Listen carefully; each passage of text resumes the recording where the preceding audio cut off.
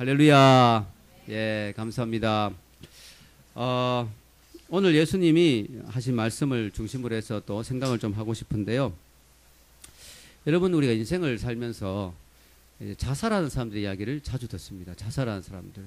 지금 교통사고로 죽는 사람보다 자살해서 죽는 사람들이 더 많아요. 너무너무 심각한 이야기죠. 예, 너무너무 심각한 이야기죠.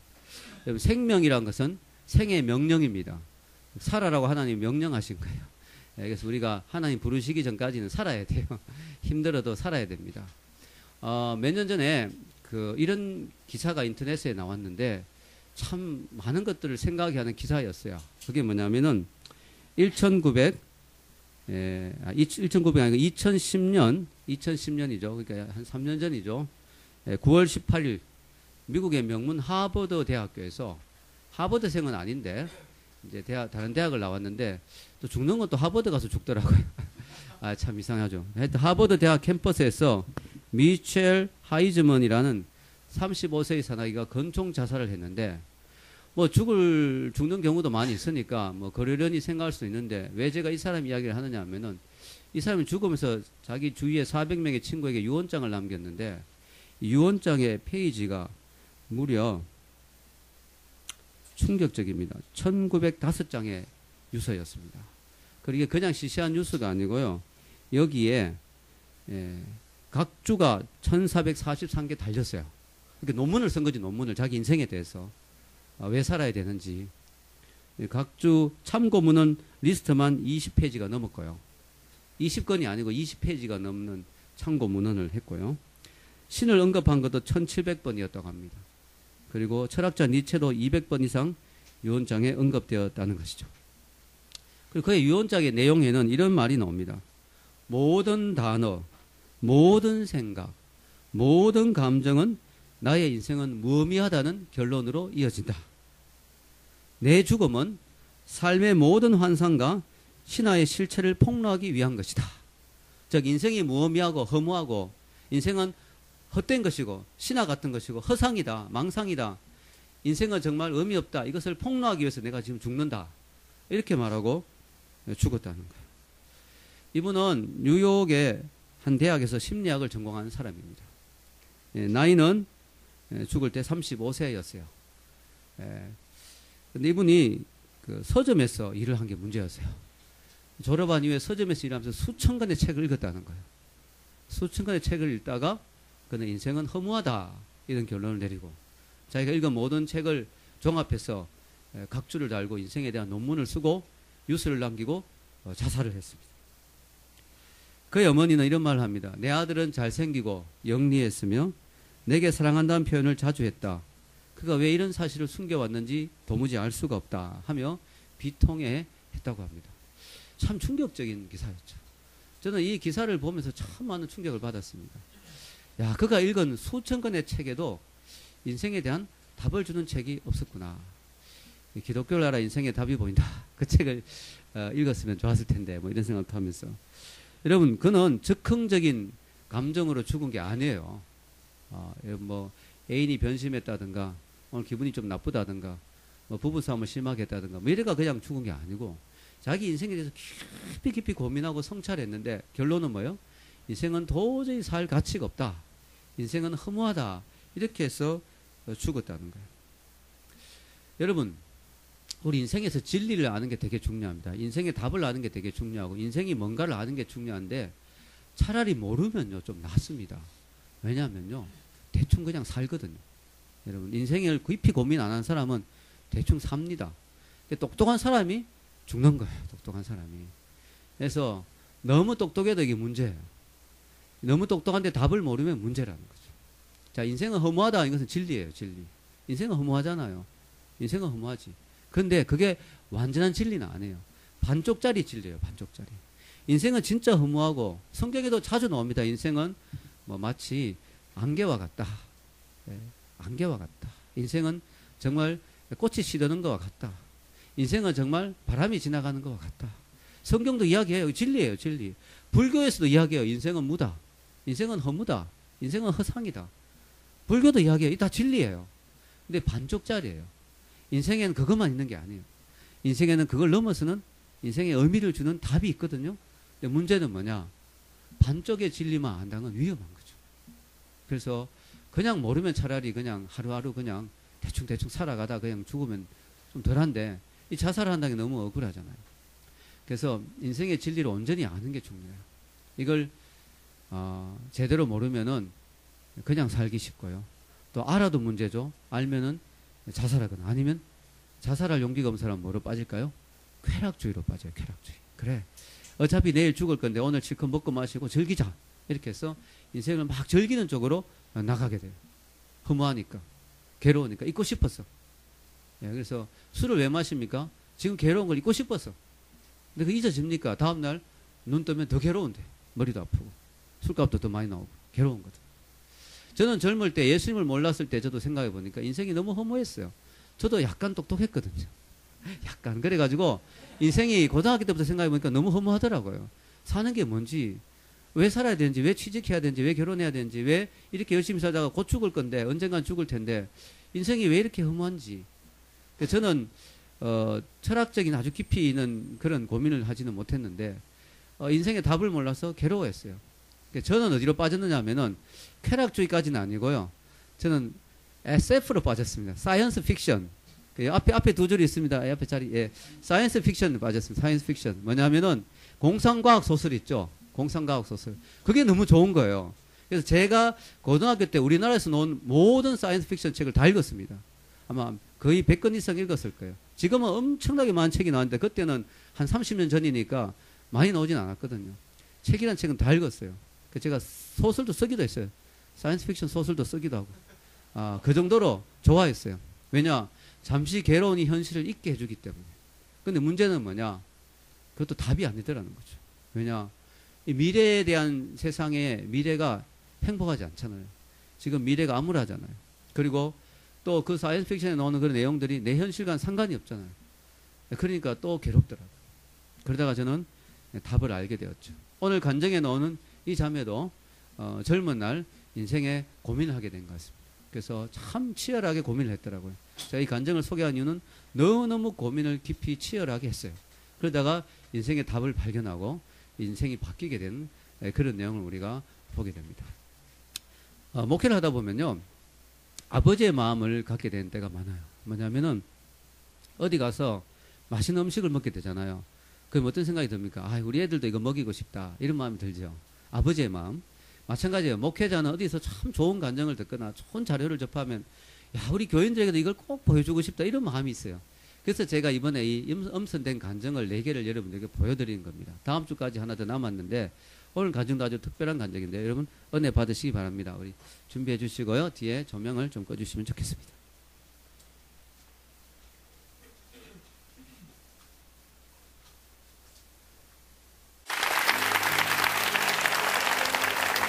안녕하세요. 한국교회와 함께하는 열린 간증 어메이징 그레이스 진행을 맡은 아나운서 송정훈입니다.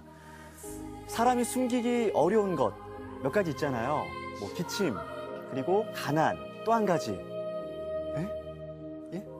연애, 그렇죠. 사랑을 숨기기가 어려운데 하나님을 사랑하는 사람의 마음도 이와 같지 않을까 싶어요. 하나님을 만나면 그 마음을 주체할 수 없어서 막 전하고 싶고 나누고 싶고 어딜 가나 그 하나님의 사랑을 전하고 싶은 마음으로 가득 차게 되는 것 같은데 바로 이 시간이 그런 분들이 함께하고 만나는 자리가 아닌가 싶습니다. 계속해서 우리 이웃들의 감동과 은혜가 넘치는 시간, 내가 만난 하나님을 소개하는 시간 어메이징 그레이스 오늘도 함께하는데요. 오늘도 지난 시간에 이어서 우리 춘천 한마음교회 성도님들 자리해 주셨습니다. 안녕하세요. 네, 안녕하세요. 네. 그리고 우리 어메이징 그레이스의 지도 목사님, 우리 서울 나들목교회 우리 박원영 목사님 나오셨습니다. 안녕하세요, 목사님. 네, 안녕하세요. 네, 반갑습니다. 자, 오늘도 살아있는 생생한 하나님을 만난 우리 이웃들의 간증 이야기 함께 나눌 텐데요. 먼저 영상으로 만나시겠습니다.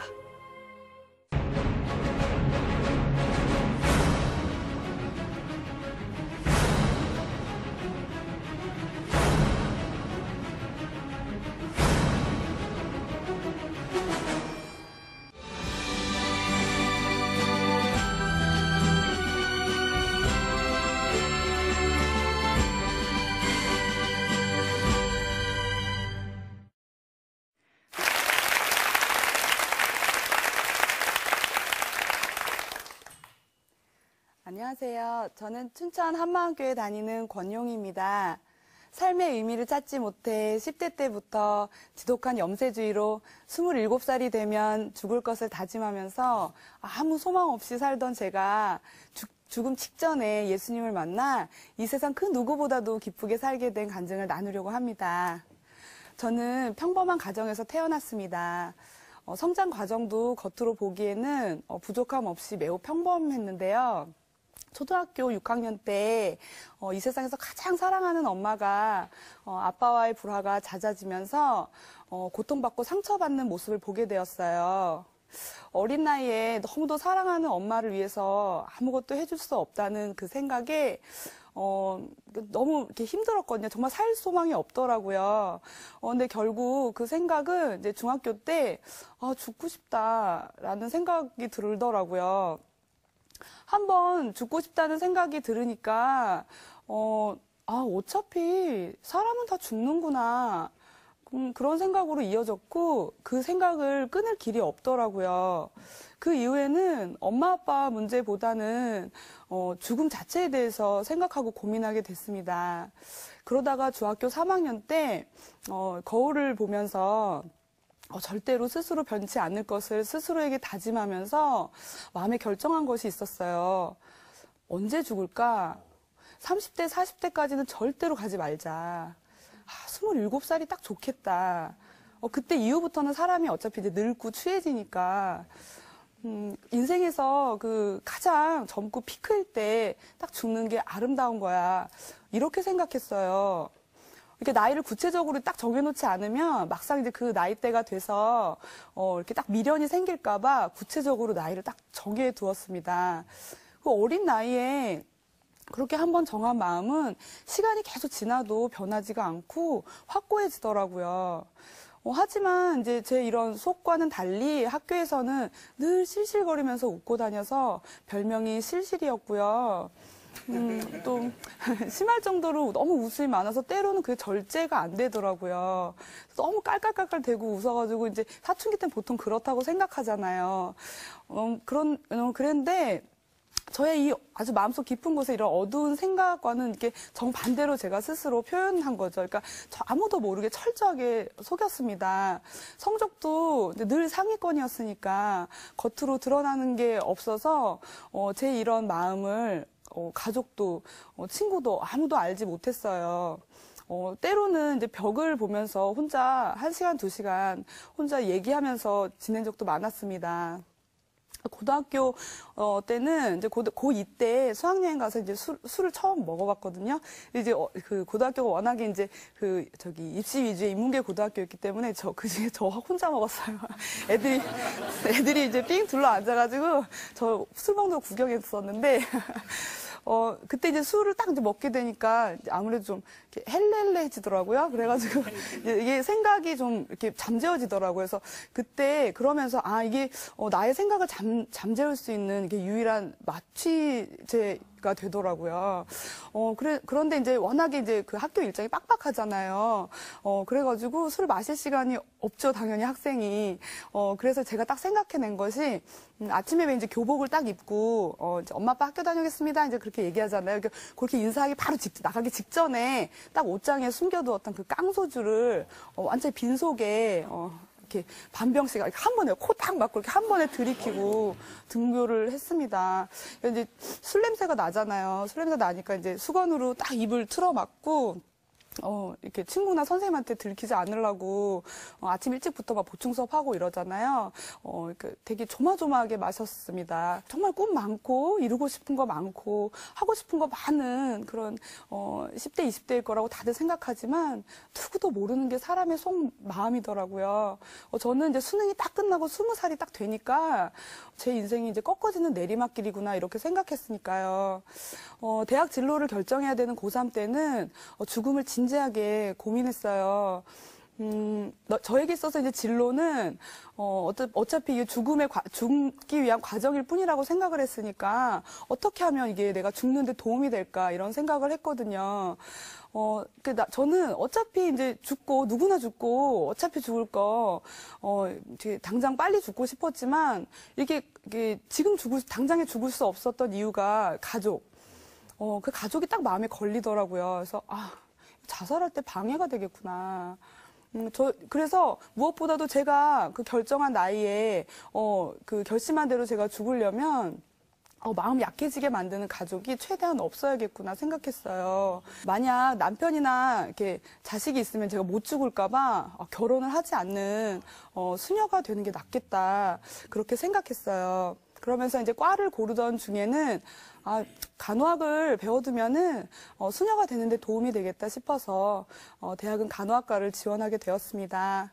하지만 그 죽음에 대한 생각이 계속 되다 보니까 또다시 술을 붙잡게 되더라고요. 그래서 결국엔 대학생활 전체는 아예 그냥 편하게 술로 다 지냈습니다. 아이고. 그런데 저는 이 생각이 너무 이게 힘들었거든요. 이 고민이.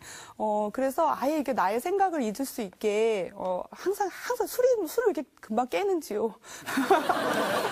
자, 항상 좀 술에 좀 취했으면 좋겠는데, 그러든지 아니면 이렇게 깨지 않는 잠만 자든지, 그러기만을 바랬습니다. 그래서 학기 중에 이제 술로 보내고, 방학 중에는 잠만 자고 그랬어요. 그렇게 길 것만 같았던 대학 생활이, 끝나고 이제 4학년 취업을 해야 되는 대학교 4학년이 금방 되었어요.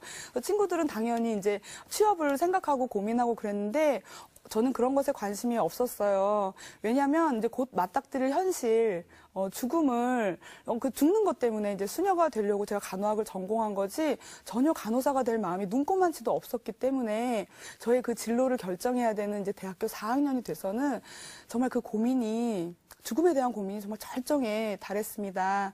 10대 때 이제 27살이라는 나이를 정해놓을 때는 그 나이가 굉장히 멀어 보였어요.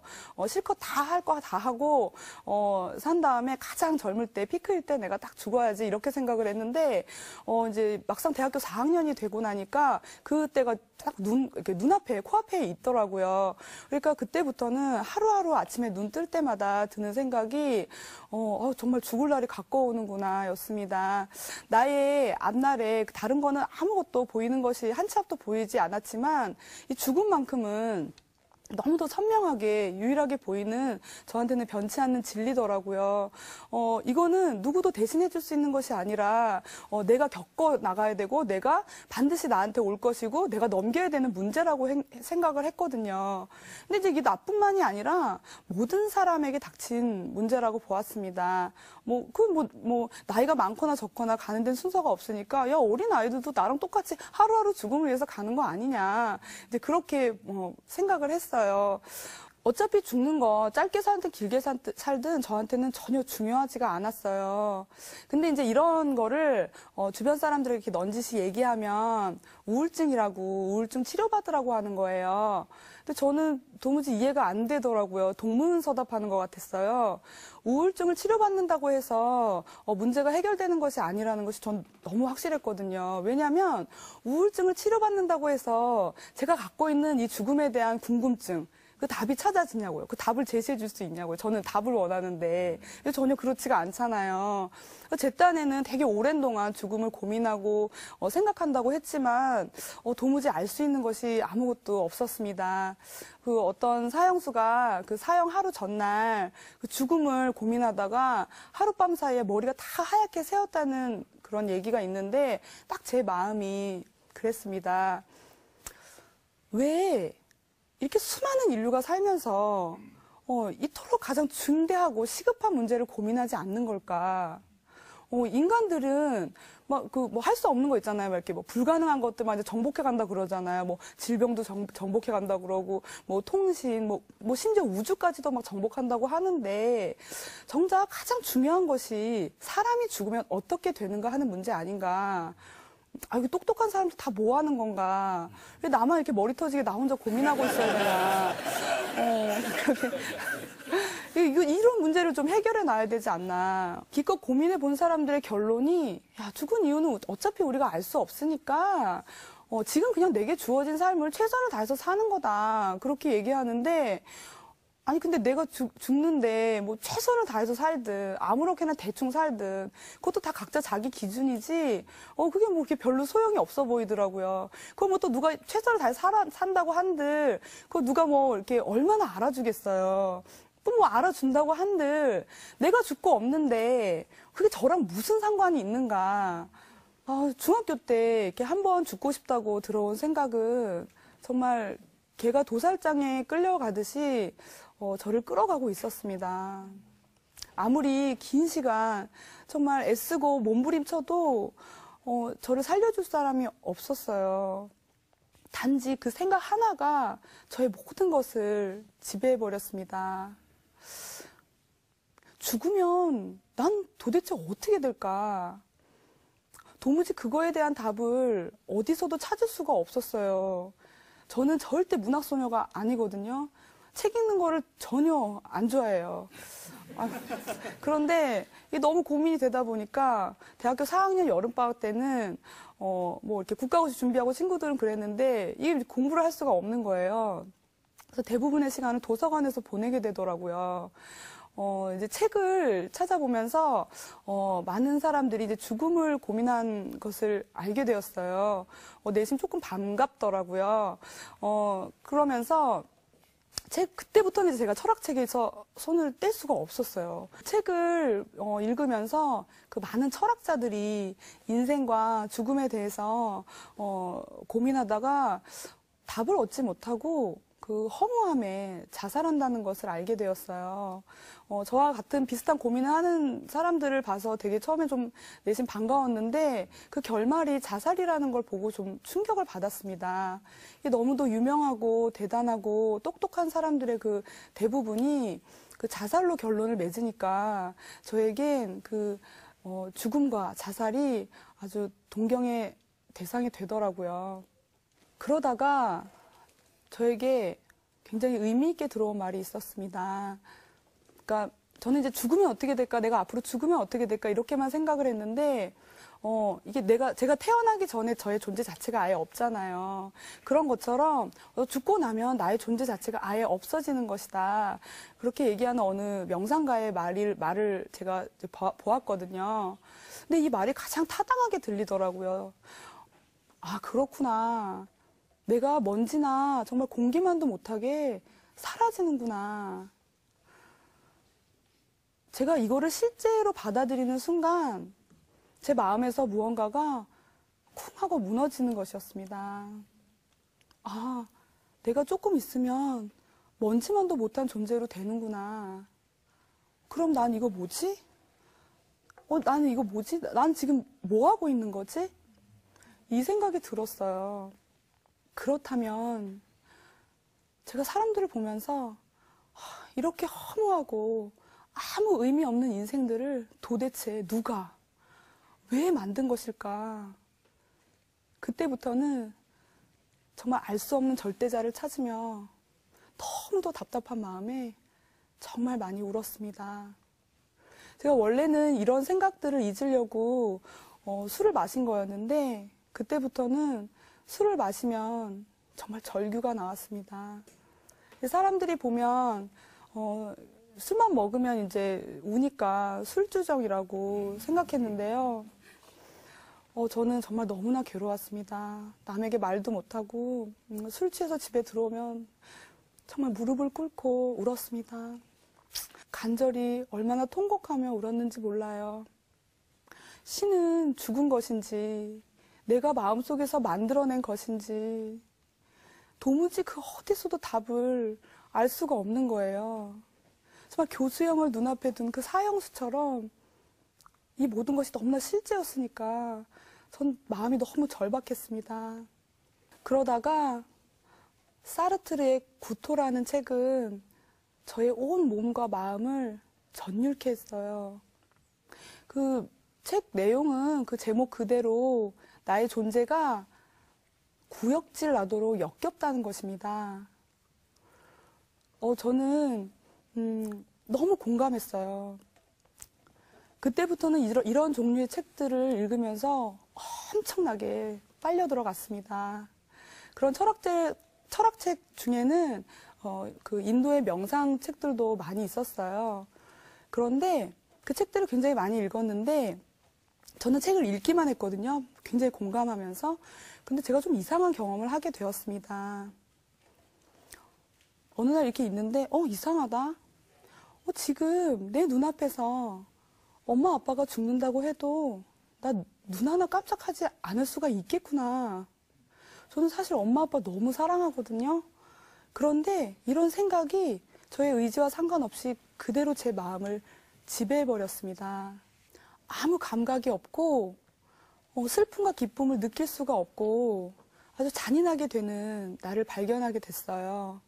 그러니까 이제 예를 들으면 우리가 이렇게 대화를 하잖아요. 그러면 일상에서도 굉장히 사소한 것에서도 이렇게 뭐 너 인간성 좋다 뭐 이렇게 얘기하잖아요. 그러면 이렇게 제가 그거에 대해서 뭐 기분 좋고 뭐 내가 그런가 이렇게 으쓱할 때도 있고 그렇잖아요. 그러니까 이제 이렇게 그러면서 이제 어떤 이렇게 자연스럽게 느껴지는 감정들이 있어야 되는데 제가 겉으로는 기계적으로 대꾸를 하는데 아무것도 느낄 수가 없는 거예요. 마치 마음에 무언가 큰 구멍이 난 것처럼 아주 무감각해지더라고요. 근데 저는 이때 당시에는 이게 무감각해지는 것이 어떤 깨달음이라고 생각을 했어요. 저는 이렇게 저의 존재 자체를 비우기 시작했습니다. 이것이 소위 이제 무념, 무상, 해탈이라는 것을 나중에 알게 되었습니다. 근데 이것의 결말이 정말 무서운 것은 지금 제가 이렇게 살아있잖아요. 살아있는데 스스로 산송장이 되는 것입니다.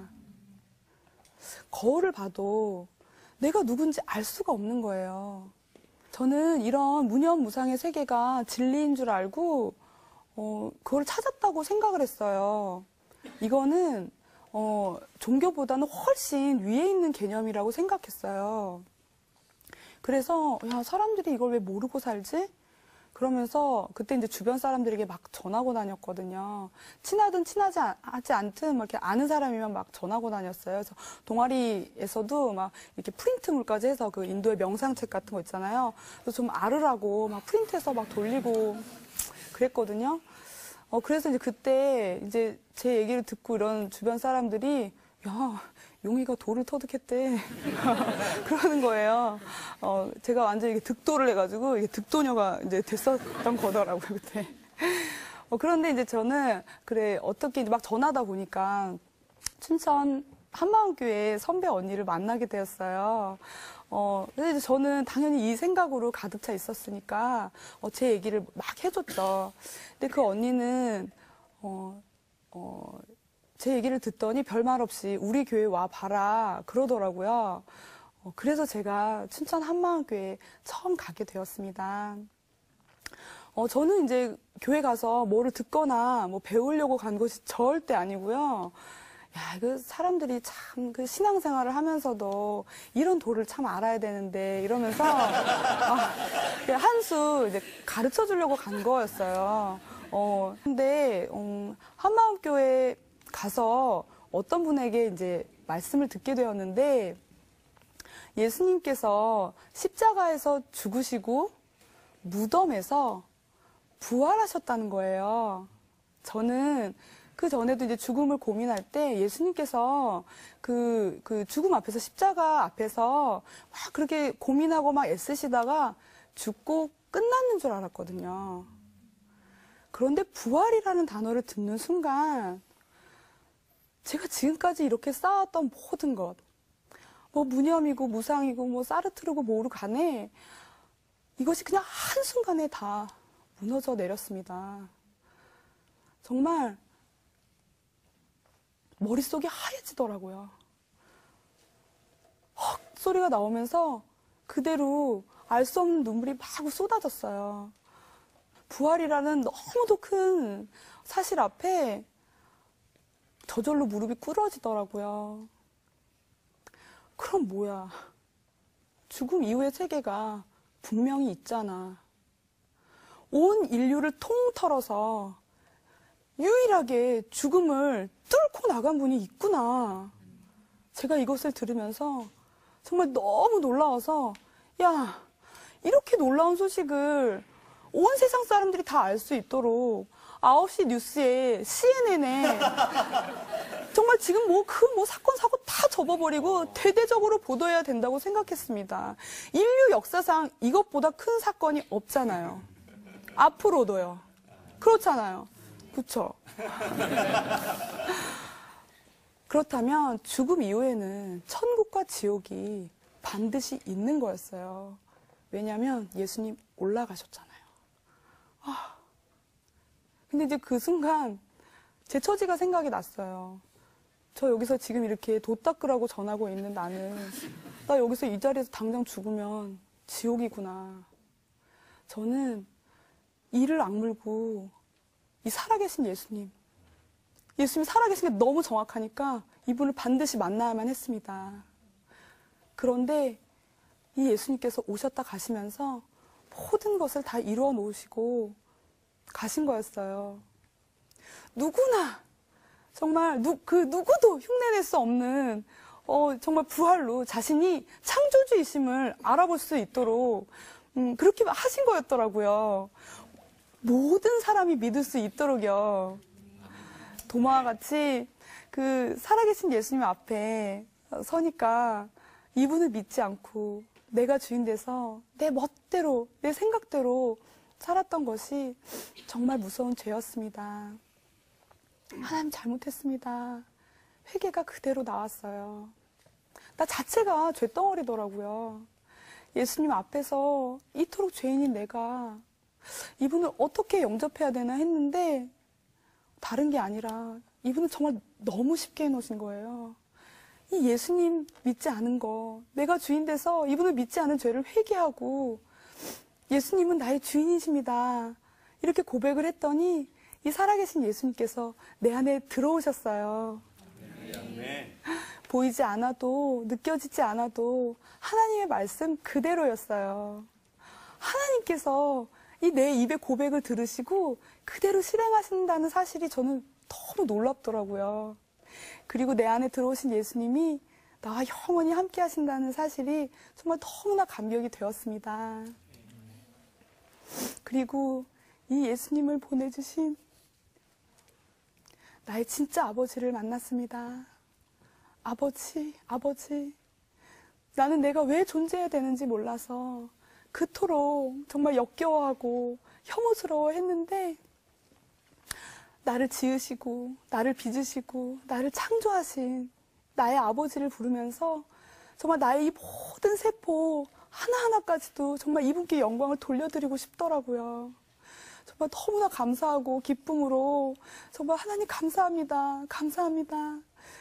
예수님을 보내셔서 나를 고아와 같이 버려두지 않으신 거였어요.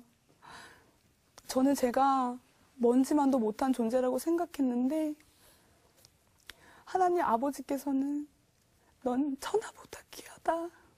온 우주를 통틀어 살아도 너와 바꿀 수 없다. 그러시는 거예요. 정말 제가 이 아버지를 만났습니다. 그리고 말씀을 보면서 제가 놀란 것은 온 세상이 악한 자 안에 처해 있다는 것이었어요. 세상에는 악한 영이 있구나. 사람들이 나처럼 다 속고 사는구나. 이 세상 가치관은 다 이 세력으로 지배를 받고 있더라고요. 성경 말씀을 보면서 제가 여태까지 정말 의문이 너무 많았잖아요. 그런 의문들이 모두 다 너무 속 시원하게 다 풀어지는 거예요. 왜 이토록 유명하고 똑똑한 분들이 그 말로가 정말 이렇게 막 미치광이 소리를 듣게 되고 비참하게 죽고 잔인하게 죽는 것인지 제가 알게 되었어요. 살아계신 예수님께서 실제로 내 안에 들어오셔서 나를 지켜주시지 않으면 이 세상 철학, 이론, 사상으로는 절대 이길 방법이 없더라고요. 이 세상은 정말 어둠이었습니다. 내가 누군지, 왜 사는지, 나는 죽으면 어떻게 되는지에 대한 답을 전혀 알 수가 없는 곳이더라고요.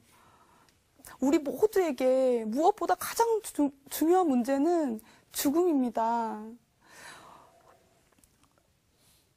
그 누구도 해결해 줄 수 없는 죽음의 문제. 하지만 누구나 직면해야 되는, 단 한 사람도 예외가 없고 피할 수 없는 현실은 정말 죽음이에요. 근데 이것에 대한 답은 오직 예수님의 부활밖에는 없습니다. 부활만이 모든 것을 풀 수 있는 마스터 키였더라고요. 예수님의 부활이 정말 빛이었습니다. 저는 죽음의 문제를 해결받은 자입니다. 저의 예수님이 주인인 저의 이제 모든 가치관은 당연히 바뀌었습니다. 제 삶의 이유는 부활이에요. 복음입니다. 저에게 이 놀라운 정말 부활을 증거하는 것밖에는 없지 않겠어요? 제가 예수님을 만나고 나서 10대 때 계획했던 자살을 할 필요가 없어졌잖아요. 그래서 지금 제가 38살인데, 결혼을 해서 사랑하는 남편도 있고, 아들도 있어요. 결혼하길 너무 잘했고요. 이제는 오래 살고 싶어요. 그러고 이제 제가 천사 간호사 생활을 10년 넘게 하였습니다. 간호사 생활을 하면서 만난 분들에게 늘 부활의 복음을 전했어요. 특히 이제 임종을 앞둔 분들에게는 성령께서 더 강권적으로 부활의 복음을 증거하게 하시더라고요. 근데 제가 전하면서 이제 참 안타까운 것은 환자분들이 자신의 질병으로 인해서 언제 죽을지 모르는 시한부 인생이라는 거를 아세요. 알면서도 죽음을 생각하지 않으시더라고요.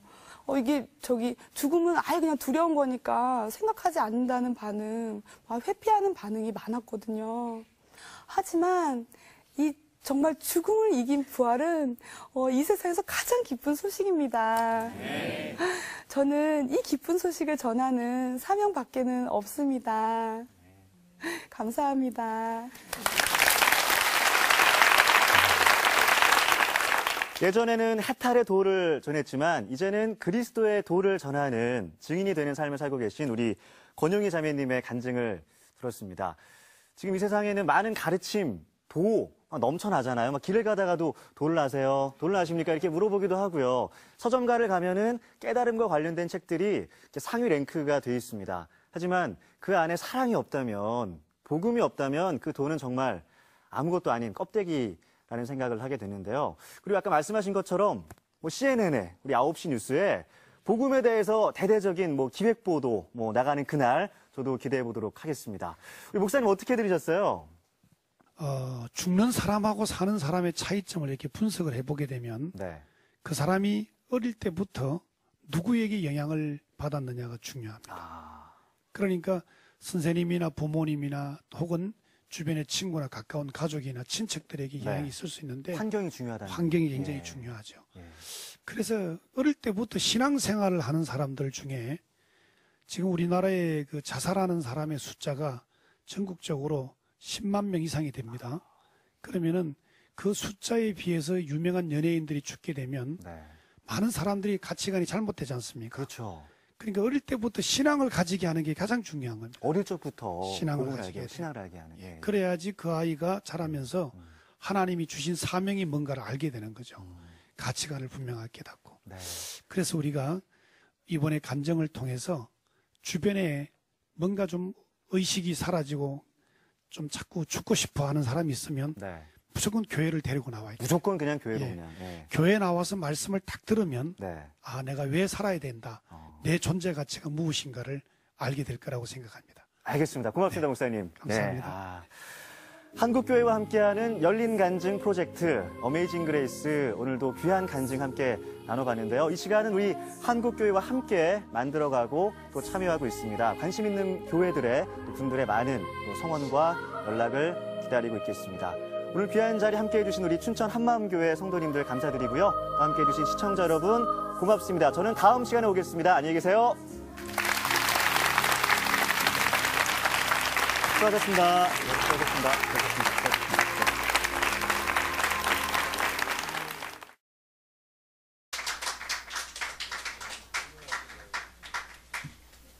할렐루야. 은혜가 많이 되죠. 참 한 사람이 저렇게 고통받고 저렇게 절망하다가 예수님 안에서 놀라운 인생의 반전을 경험하게 됩니다. 이걸 보면서 저는 그런 생각을 했어요. 야, 사람은 겉으로 봐서 모르겠구나. 우리 아이들이 무슨 생각하고 살아가는지 그런 것도 참 잘 알아야 되겠더라고요. 우리가 모르는, 겉으로 보면 참 웃고 즐겁게 살지만 속으로 무슨 생각을 하는지. 그리고 부부싸움을 안 해야 되겠다는 생각을 했습니다. 제 자매가 부부싸움 하는 거 보고 엄마 아빠가 그때부터 인생의 회의를 느꼈다, 이런 이야기를 하는데 충격을 많이 받고, 참 이게 정말 저 자매는 깊이 생각한 거예요. 인생에 대해서 똑똑한 거죠. 인생이 뭐냐 고민하다 보니까 답은 진짜 깊이 들어가면 허무예요. 허무. 왜 살아야 되는지 이유가 없어요. 정말 인생이 죽음 이후에 부활과 천국과 영원한 생명이 없다면, 그냥 먼지로 돌아간다면 허무한 거죠. 허무한 거죠. 참 오늘 그 간증에서 정말 결정적인 반전은 예수님의 십자가와 부활입니다. 예수님 십자가로 죽었는데 부활하심으로 그분이 우리의 구세주가 되심을 하나님이 증명해 주셨어요. 물론 부활도 못 믿겠다 이러면 어쩔 수 없죠. 그런데 부활에는 놀라운 역사적 증거들이 있습니다. 제자들의 변화와 또 예수 그리스도가 부활을 미리 예언하셨어요. 이 세상에 어떤 종교 지도자도 자신이 죽고 다시 살아날 것을 예언하고 죽은, 그리고 다시 살아난 사람이 없습니다. 근데 예수님은 자신이 죽고 3일 만에, 그것도 날짜까지 이야기했어요. 3일 만에 살아날 것을 정확하게 예언을 하셨어요. 그게 있기 때문에 로마 당국도 병사들을 시켜서 무덤을 지킨 거예요. 이미 죽은 사람 무덤을 왜 지키겠어요? 다시 살아날 것을 예언했기 때문에 그 앞에서 병사들을 풀어서 지킨 것이죠. 또 무덤도 봉인하고 아무도 함부로 못 건드리도록. 근데 예수님은 그 봉인을 뚫고 로마 병사를 어떻게 잠에 취하게 했는지, 그들이 쓰러졌는지 했던 예수님은 그들을 다 물리치고 죽음을 이기고 나오셨어요. 할렐루야. 그리고 마지막에 주님은 성천하셨어요. 성천. 즉 살아있는 채로 이 몸이 부활 이후엔 새로운 몸이 된 거죠. 하늘을 날 수 있는 우리와 차원이 다른 몸이 되신 거죠. 벽을 뚫고 들어오시고 벽에 문을 닫아놓은 제자들에게 갑자기 나타나시고, 그러면서도 생선을 같이 먹고, 유령이 아니에요. 살과 뼈가 있는 몸으로 도마에게 만져보라고. 유령은 살과 뼈가 없지만 난 있지 않느냐고. 정말 우리가 이해할 수 없는 놀라운 신령한 몸으로 새롭게 주님이 살아나셨어요. 이제 하늘나라에 성천하시고 우리에게도 이 부활을 약속하셨어요. 우리가 예수님을 믿으면 나는 부활이요 생명이니 나를 믿고 나를 믿는 자는 죽어도 살겠고 살아서 믿는 자는 영원히 죽지 아니하리라. 주님이 우리에게도 똑같은 부활을 약속하셨어요. 우리가 죽지만 다시 살아난다는 거죠. 어떤 사람은 죽을 때 화장해버리면 이거 어떻게 되느냐. 근데 여러분, 화장하는 거나 매장하는 거나 한 100년 지나면 흙으로 돌아가는 건 똑같아요. 매장해도 나중에는 뼈도 뭐 잘 못 찾잖아요. 몇백 년 지나면. 똑같아요. 그런데 이 세상에는 그 질량 보존의 법칙이 있잖아요. 그래서 하나님 만든 원소들은 이 세상에 다 존재해요. 예를 들어 초를 태우면 초가 없어지지만 그게 기체 에너지로 변해서 다른 원소로 변해서 날아간 것이 우주 안에 다 존재하고 있어요.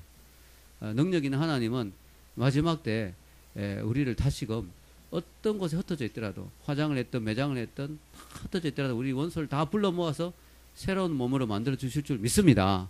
그래서 화장도 괜찮아요. 그리고 우리가 예수님 다시 만나는데 화장해야지. 그 화장하고 다르지만 화장하고 만나면 되니까 뭐 화장도 괜찮고 매장도 괜찮고 바닷물에 빠져 죽어도 괜찮습니다. 우리는 주님 안에서 부활이 있죠. 오늘 예수님이 말씀하시기로 요한복음 14장 6절 같이 한번 읽겠습니다.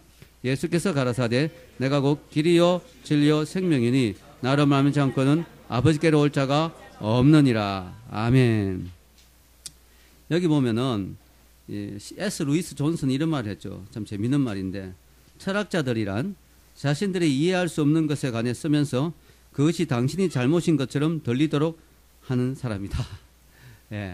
철학자들은 말로 밥 벌어먹고 살아야 되니까 인생은 이런 것이다, 인생은 구토다, 인생은 던져진 존재다, 뭐 온갖 이야기를 다 하는데 도저히 말이 안 돼, 이해가 안 돼. 왜냐면 진리가 아니니까. 이게 잘 이해가 안 되는 소리를 하거든요. 그러면서 철학자니까 권위가 있으니까 대단한 사람들이 이야기했으니까 사르트르, 뭐 쇼펜하우어, 와 멋있다, 대단하다. 그러니까 이거 못 알아듣는 건 내가 멍청해서 그런 거다. 이렇게 생각하도록 만든 게 철학자들이에요. 진리는 단순합니다. 진리는 복잡한 게 아니에요. 진리는 말장난이 아니에요. 예수님이 땅에 오셔서 그럴듯한 말로 말장난하다 가신 게 아니에요. 그분은 죽음을 뚫고 일어나심으로 말미암아 새 생명을 주심으로 말미암아 그분은 정말 인생에 답이 있다는 것을 우리에게 보여주시고 또 우리에게 장담해 주시고 보장해 주고 가셨어요. 내가 곧 길이요 진리요 생명이니. 여기서 영어로 보면 I'm the way, the truth and the life.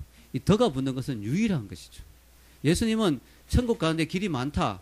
그 중에 한 길이 아니다. 예수님은 우리에게 그렇게 말씀하시는 거예요. 천국에 가는데 여러 개 길이 있는데 one of them, 그 중에 한 길이 아니다. 예수님은 천국 가는 길은 유일한 길이 있다. 천국 가기 위해서는 유일한 하나의 길밖에 없다. The way, 유일한 길. 이 세상에 유일한 거는 더가 붙잖아요. 태양도 여러 개가 있지 않기 때문에 the sun, 달도 여러 개가 있지 않기 때문에 the moon, 더가 붙단 말이에요. The way란 말이죠. 여러 길 중에 하나가 아니고 유일한 길이다. 할렐루야. 예수님은 내가 천국 갈 수 있는 유일한 길인 것을 이야기하셨어요. 여러분, 많은 사람들이 종교다원주의 사회에서는 많은 사람들이 생각합니다. 여러 길이 있지 않는가? 산의 정상이 하나지만 여러 길로 올라갈 수 있지 않느냐? 그렇지 않습니다. 어떤 길은 절벽으로 갑니다. 여러 길로 가는 게 아니에요. 천국 가는 유일한 길이 예수님이라는 사실을 오늘 분명하게 이야기를 하는 것이죠. 인류 역사상 자기가 신이라고 주장한 사람들 있었습니다. 중요한 건 뭐냐? 그걸 증명했느냐는 것이죠. 진짜 훌륭한 위인들은요, 그런 헛단 소리 안 합니다. 공자님이나 소크라테스나 마호멧이나 석가모니나 이런 사람들이 왜 위대한 사람들이냐면 그 사람들은 거짓말은 안 해요. 헛소리는 안 했거든. 내가 죽으면 다시 살아난다. 그런 소리 안 했거든. 나는 신이다 이런 소리 안 했거든. 내가 신이다 이런 소리 하는 사람들은 다 정신병자들이거나 아니면 사기꾼들이에요. 사기꾼들, 교주들. 그런 사람들은 다 죽고 끝났어요. 박태선이 죽고 난데도 3일 후에 천부교 신앙촌 아시죠? 박태선. 3일 후에 죽었다는 걸 발표했어요. 그때 제가 속으로 웃었어요. 이것들이 3일 동안 기다렸구만. 혹시 살아나는가 싶었어. 아무도, 문선명도 마찬가지 얼마 전에 죽었죠. 김일성도 마찬가지죠. 아무도 자기가 3일 후에 살아나지 못했어요. 왜냐? 자기들이 혼자 민족의 태양이고 신이고 뭐 하나님 같은 존재라고 이야기했지만 아무도 그것을 증명하지 못했어요. 끝났어요. 그리고 진짜 수준 있는 지도자는, 수준 있는 종교 지도자들은 그런 서툰 소리 안 했어요. 그래서 공자나 석가나 이런 분들이 지금도 3대 성인으로 존경받는 이유가 그거예요. 그분들이 자기가 신이라 그러고 살아난다고 헛소리하고 다녔으면 벌써 사기꾼으로 끝난 거예요. 근데 예수님은 지금도 3대 성인으로 안 믿는 사람도 존경하는 그 존재인데, 그분이 사기꾼이나 미친 사람이 지금 존경 못 받겠죠. 예수님 안 믿는 사람도 예수님을 존경은 하잖아. 그분은 그만큼 인격이나 덕이 있다는 거거든. 인격이 그만큼 믿을 만하다는 건데, 그분이 자기가 3일 만에 죽고 살아난다고 예언하시고 또 그렇게 살아나셨어요. 할렐루야. 그래서 그분이 지금도 존경받는 거예요. 안 믿는 사람에게도. 그러나 그분은 단순히 존경의 대상이 아니고 죽고 살아나셨다면 이제 그분은 믿음의 대상이에요. 아멘. 그분은 우리가 믿고 경배하고 그분에게 우리 인생을 전부를 걸은, 내 삶과 죽음을 다 걸어도 될 만한 분이라는 거예요. 왜냐? 그분은 자기의 말을 증명했기 때문이죠. 살아나 주셨기 때문이죠. 놀라운 이야기입니다. 인류 역사상 이 죽음의 문제를 해결한 분이 있다는 거죠. 인류 역사상 인생의 답을 줄 수 있는 분이 있다는 사실이죠. 이게 얼마나 중요한 문제인지 모릅니다. 여러분, 그분이 그렇게 인격적으로 훌륭한 그분이 자기 전인격을 걸고 그런 주장을 했다면 우리 한번 그분의 주장에 한번 귀를 기울여야 되지 않겠어요? 진짜 그분이 하나님이신가? 진짜 살아나셨는가 한번 알아봐야 되지 않겠어요? 아직까지 못 믿겠다면? 너무너무 중요한 것이죠. 저는 오늘 이 간증과 또 오늘 이 예수님의 주장과 이 말씀을 통해서 다시 한번 확신합니다. 우리 주님이 유일하게 우리 인간의 죽고 사는 문제를 해결해 주신 분이라는 사실, 그분에게 인생에 답이 있다, 정말 마스터키라는 사실, 그것이 얼마나 감사한지 모르겠습니다. 예수 그리스도 죽음에서 살아나시고 여러분에게 영원한 생명을 약속하신 그분을 여러분 인생의 주인으로 모시고 영생을 누리는 축복이 있게 되기를 주의 이름으로 축원합니다.